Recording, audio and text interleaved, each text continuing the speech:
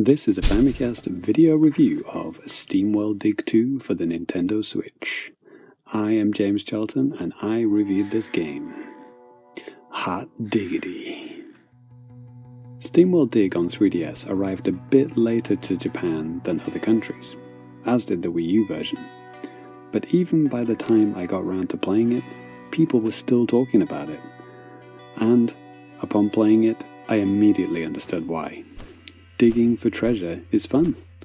It was fun in the first game, and it's still super fun here in the sequel. Basically, you're on a mission to rescue Rusty from the first game, but you're mainly here for the satisfying platform controls and the smashing rocks to find goodies. The treasure you find is quickly traded in for cash to spend on upgrades for your pickaxe, lantern, water reserves, and health. Additionally, the sequel introduces a new hidden collectible in the form of golden cogs, which can be added to your gear for additional buffs and abilities. You can reduce your fall damage, make rocks explode, double your item slots, much more.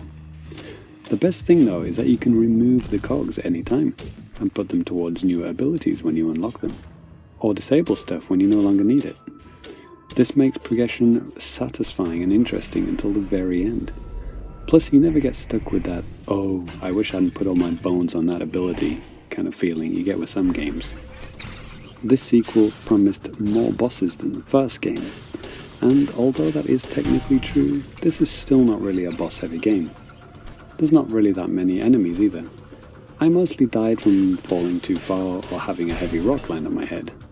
Although the enemy variety is improved, and you can die from having your life whittled down by swarms of small bugs that populate the caves, when you die you lose all your treasure, everything that you'd collected up to that point. An unlockable ability makes that slightly less brutal, but you need to keep going back to the surface to trade in your stuff.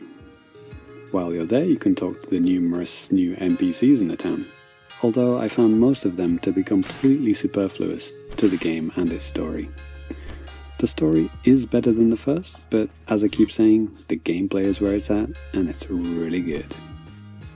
All in all, it feels even more like an adventure than before, but with even more emphasis on finding secrets around the world.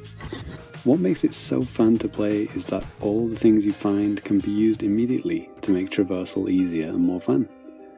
I won't spoil anything, but let's just say you start the game moving like Mr. Driller, but by the end of the game you feel like a badass superhero. Here's an additional recommendation. This is the perfect commute game.